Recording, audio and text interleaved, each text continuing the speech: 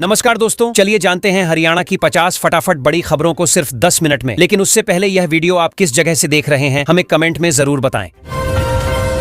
गुरुग्राम में आज से ब्रिक्स ऊर्जा मंत्रियों की 2 दिवसीय बैठक शुरू हो गई है। भारत इस महत्वपूर्ण बैठक की अध्यक्षता कर रहा है, जिसमें सदस्य देशों के प्रतिनिधि ऊर्जा सुरक्षा, हरित ऊर्जा, नवीकरणीय स्रोतों और भविष्य की ऊर्जा रणनीतियों पर चर्चा कर रहे हैं। बैठक को लेकर सुरक्षा व्यवस्था कड़ी कर दी गई है और प्रशासन पूरी तरह सतर्क है। कुरुक्षेत्र में लंबे समय से जाम की समस्या झेल रहे लोगों को जल्द राहत मिल सकती है। करीब 350 करोड़ रुपए की लागत से बनने वाले एलिवेटेड रेलवे ट्रैक का निर्माण कार्य अगले महीने शुरू होने की संभावना है। परियोजना पूरी होने के बाद रेलवे ट्रैक संभावना, फाटकों पर लगने वाले जाम से मुक्ति मिलेगी और यातायात व्यवस्था बेहतर होगी। सोनीपत में एटीएम लूट की बड़ी घटना सामने आई है। बदमाशों ने देर रात गैस कटर की मदद से एटीएम मशीन को काटकर लगभग 20.17 लाख रुपए निकाल लिए। घटना के बाद पुलिस ने आसपास के सीसीटीवी कैमरों की जांच शुरू कर दी है और आरोपियों की तलाश के लिए विशेष टीमें गठित की गई हैं। हरियाणा के चनौद गांव में पानी की गंभीर समस्या को लेकर ग्रामीणों का धरना लगातार जारी है। आंदोलनकारियों का एक प्रतिनिधिमंडल मुख्यमंत्री से मुलाकात के लिए संत कबीर कुटीर पहुंचा। ग्रामीणों का कहना है कि लंबे समय से पेयजल संकट बना हुआ है और समस्या के समाधान के लिए तत्काल ठोस कदम उठाए जाने चाहिए। मौसम विभाग ने हरियाणा के 6 जिलों में प्री मानसून गतिविधियों को लेकर बारिश और तेज आंधी का अलर्ट जारी किया है। विभाग के अनुसार आने वाले दिनों में मौसम में बदलाव देखने को मिलेगा। प्रशासन ने लोगों को सतर्क रहने की सलाह दी है और किसानों को भी मौसम संबंधी अपडेट पर नजर रखने को कहा है।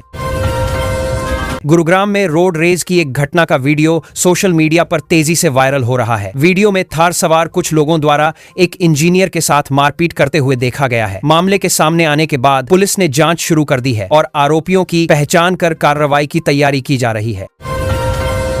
सिरसा में पंजाब के मुख्यमंत्री से जुड़े वायरल वीडियो मामले में फोरेंसिक विशेषज्ञ को पुलिस सुरक्षा प्रदान की गई है। जांच प्रक्रिया को निष्पक्ष और सुरक्षित बनाए रखने के लिए यह कदम उठाया गया है। मामले की संवेदनशीलता को देखते हुए पुलिस और प्रशासन लगातार निगरानी बनाए हुए हैं और जांच आगे बढ़ रही है।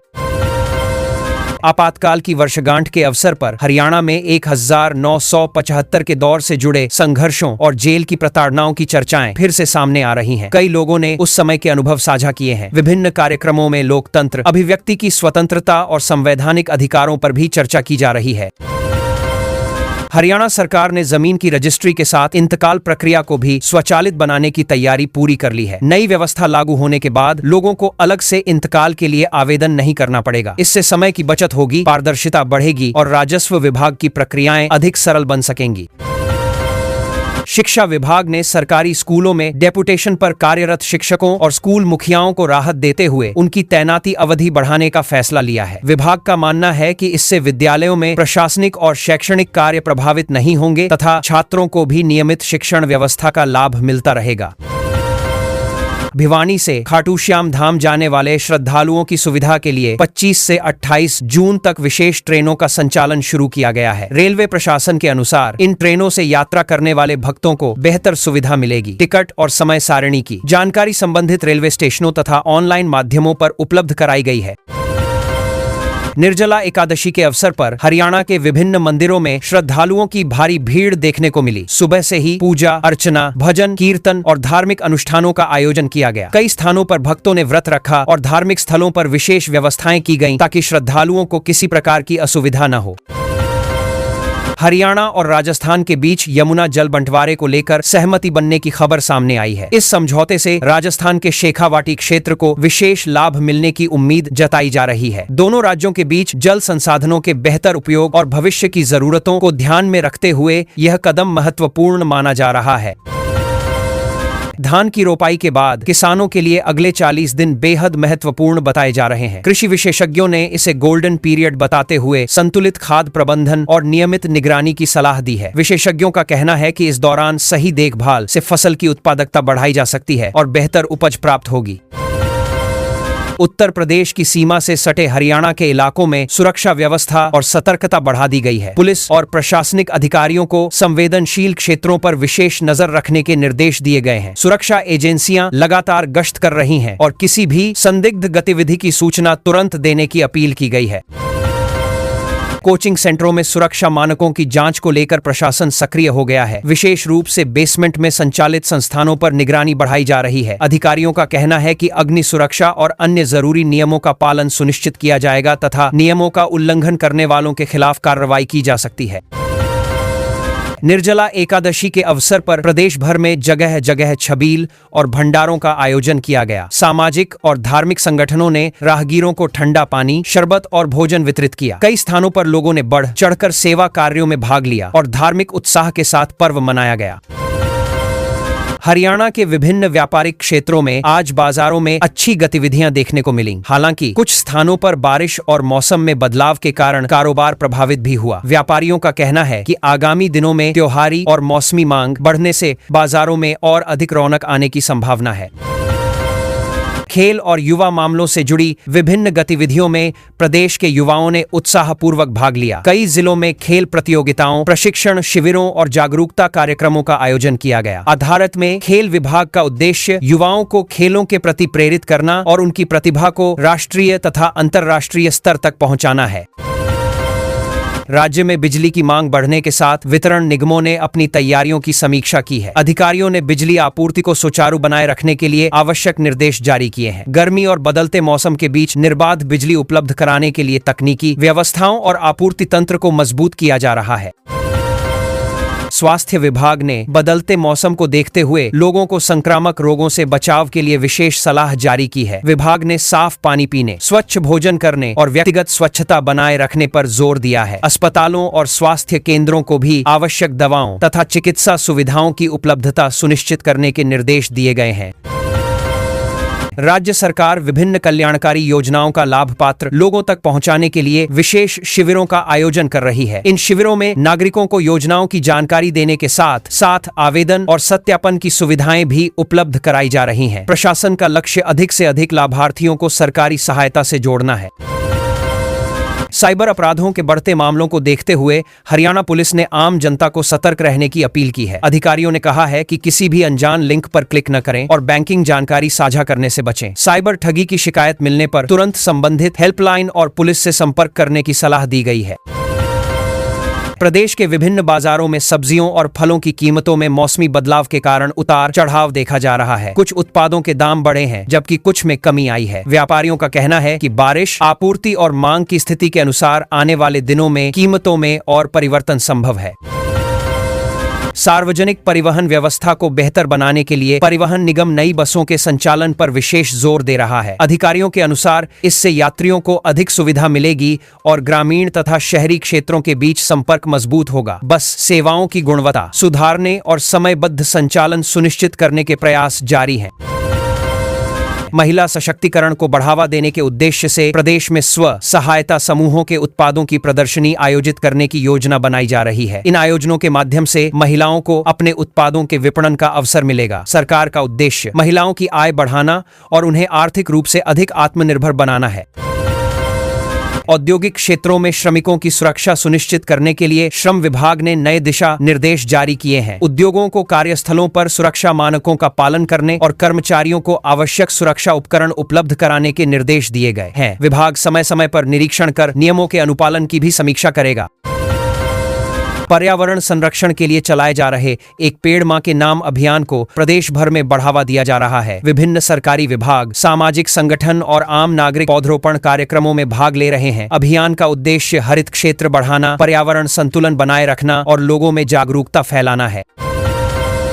स्थानीय नगर निकायों द्वारा शहरों और कस्बों में विशेष स्वच्छता अभियान चलाए जा रहे हैं। सफाई व्यवस्था को बेहतर बनाने के लिए अतिरिक्त कर्मचारियों की तैनाती की जा रही है। प्रशासन ने नागरिकों से भी सहयोग की अपील की है ताकि सार्वजनिक स्थानों को साफ सुथरा रखा जा सके और बीमारियों की रोकथाम हो सके।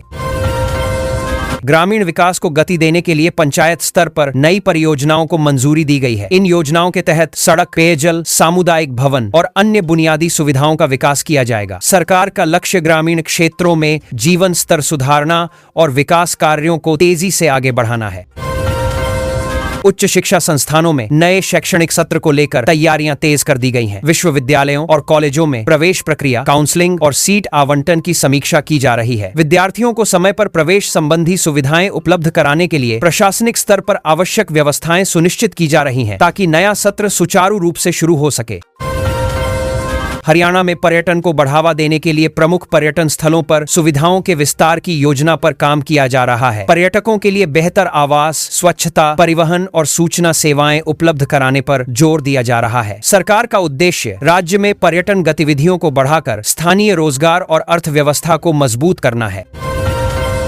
पशुपालन विभाग ने मौसम में बदलाव को देखते हुए पशुपालकों के लिए विशेष एडवाइजरी जारी की है। विभाग ने पशुओं को साफ पानी उपलब्ध कराने, समय पर टीकाकरण करवाने और संक्रमण से बचाव के उपाय अपनाने की सलाह दी है। अधिकारियों का कहना है कि सतर्कता बरतकर पशुधन को मौसमी बीमारियों से सुरक्षित रखा जा सकता है। जल संरक्षण को लेकर राज्य सरकार और संबंधित विभाग भूजल स्तर सुधारने के लिए नई तकनीकों के उपयोग पर जोर दे रहे हैं। वर्षा जल संचयन, जल पुनर्भरण और संसाधनों के बेहतर प्रबंधन की दिशा में कई पहल की जा रही हैं। विशेषज्ञों का मानना है कि इन उपायों से भविष्य में जल संकट को कम किया जा सकेगा। किसानों को ऋण सुविधा आसानी से उपलब्ध कराने के लिए सहकारी बैंकों की प्रक्रियाओं को सरल बनाया जा रहा है। अधिकारियों के अनुसार इससे किसानों को समय पर वित्तीय सहायता मिल सकेगी। सरकार का उद्देश्य कृषि क्षेत्र को मजबूत करना और खेती से जुड़े कार्यों के लिए आवश्यक आर्थिक सहयोग सुनिश्चित करना है।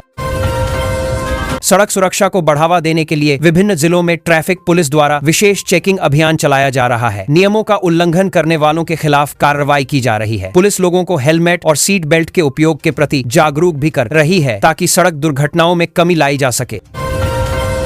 राज्य में स्टार्टअप संस्कृति को प्रोत्साहित करने के लिए नई नीति तैयार करने पर काम चल रहा है। सरकार युवाओं और उद्यमियों को बेहतर अवसर उपलब्ध कराने की दिशा में प्रयास कर रही है। नई नीति के माध्यम से निवेश आकर्षित करने, नवाचार को बढ़ावा देने और रोजगार के नए अवसर सृजित करने का लक्ष्य रखा गया है। डिजिटल सेवाओं के विस्तार के लिए कॉमन सर्विस सेंटरों पर अतिरिक्त सुविधाएं जोड़ी जा रही हैं। इससे ग्रामीण और दूर दराज क्षेत्रों के लोगों को विभिन्न सरकारी और ऑनलाइन सेवाएं एक ही स्थान पर आसानी से उपलब्ध हो सकेंगी। प्रशासन का मानना है कि इससे डिजिटल पहुंच और सेवा वितरण व्यवस्था और अधिक मजबूत होगी। वरिष्ठ नागरिकों के लिए पेंशन और स्वास्थ्य सेवाओं के वितरण में पारदर्शिता लाने पर विशेष जोर दिया जा रहा है। संबंधित विभाग लाभार्थियों तक सुविधाएं समय पर पहुंचाने के लिए समीक्षा कर रहे हैं। सरकार का उद्देश्य बुजुर्गों को बेहतर सामाजिक सुरक्षा प्रदान करना और उन्हें आवश्यक सेवाएं बिना किसी परेशानी के उपलब्ध कराना है। खेल अकादमियों में प्रशिक्षकों की भर्ती प्रक्रिया को तेज किया गया है। खेल विभाग का मानना है कि योग्य प्रशिक्षकों की नियुक्ति से खिलाड़ियों को बेहतर प्रशिक्षण मिलेगा। इससे प्रदेश की खेल प्रतिभाओं को निखारने और राष्ट्रीय तथा अंतर्राष्ट्रीय प्रतियोगिताओं में बेहतर प्रदर्शन करने के लिए मजबूत आधार तैयार किया जा सकेगा। राज्य के स्कूलों में नए पाठ्यक्रम को प्रभावी ढंग से लागू करने के लिए शिक्षकों को विशेष प्रशिक्षण दिया जा रहा है। प्रशिक्षण कार्यक्रमों में आधुनिक शिक्षण तकनीकों, मूल्यांकन प्रणाली और छात्र केंद्रित शिक्षा पर जोर दिया जा रहा है। शिक्षा विभाग का उद्देश्य विद्यार्थियों को गुणवत्तापूर्ण शिक्षा उपलब्ध कराना और शिक्षण व्यवस्था को अधिक प्रभावी बनाना है।